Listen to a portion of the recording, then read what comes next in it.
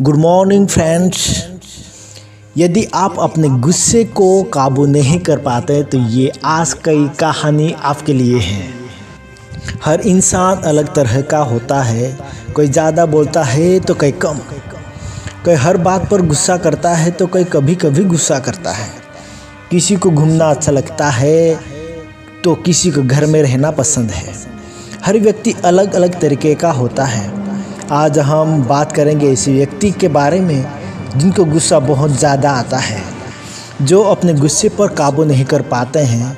तो इस कहानी के जरिए शायद आप अपने गुस्से पर काबू कर पाओगे और अपनी ज़िंदगी में आप एक बेहतर इंसान बन पाओगे। आइए जानते हैं आज की कहानी के बारे में। कहानी शुरू करने से पहले मैं आप लोगों से बताना चाहता हूँ कि यदि आप new day with new life में नए हैं तो हमारे चैनल को लाइक और सब्सक्राइब करें, ताकि हर दिन हर सुबह में आपको एक नई कहानी का नोटिफिकेशन मिलता रहे और आप मोटिवेट होते रहें। आए तो हम आज की कहानी शुरू करते हैं। आज की कहानी एक लड़के की है जिसका नाम सुधीर था। सुधीर काफ़ी मेहनती लड़का था। जो भी काम करता था पूरा मन लगाकर करता था। पढ़ाई में भी नंबर बहुत अच्छे आते थे, मगर इसके बावजूद भी उसकी कोई अच्छी नौकरी नहीं मिल रही थी।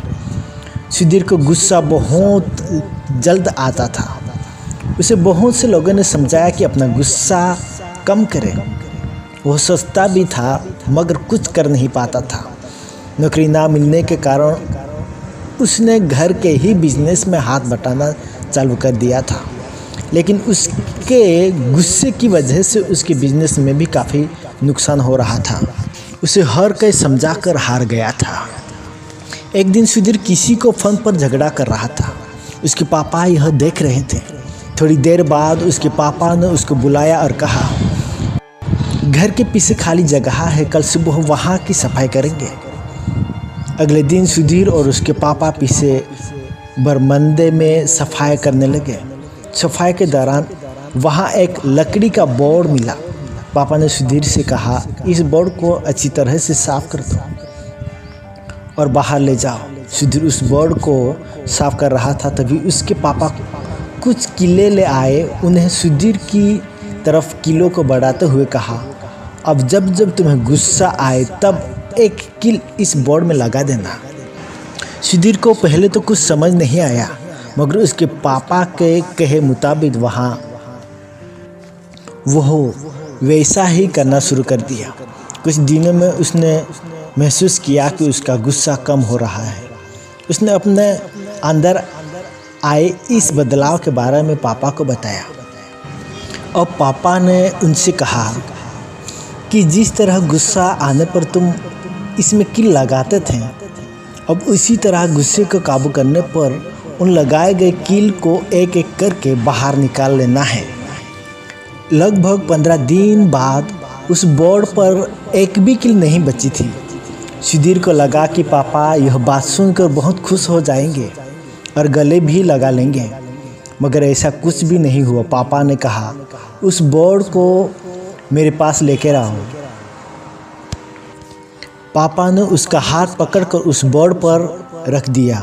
उन्होंने कहा, बेटा, कीले को तो तुमने निकाल दी, मगर इसमें जो निशान है वो रह गए हैं, जो कभी नहीं जाएंगे। उन्होंने सुधीर को समझाया और उससे हमें सबक मिलता है कि जुबान से बोली गई कड़ी बात दिल पर घाव कर देती है।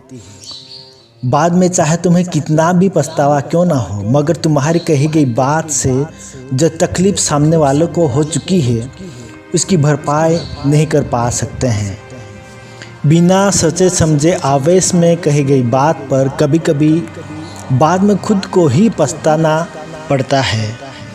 मीठी बोली से तुम अपना कैसा भी काम करा सकते हो, मगर कड़ी बात तुम्हारी बेहद समझ को भी खराब कर सकती है। इसीलिए दोस्तों, हम जो कुछ भी करें या जो कुछ भी बोले सोच समझकर करना चाहिए।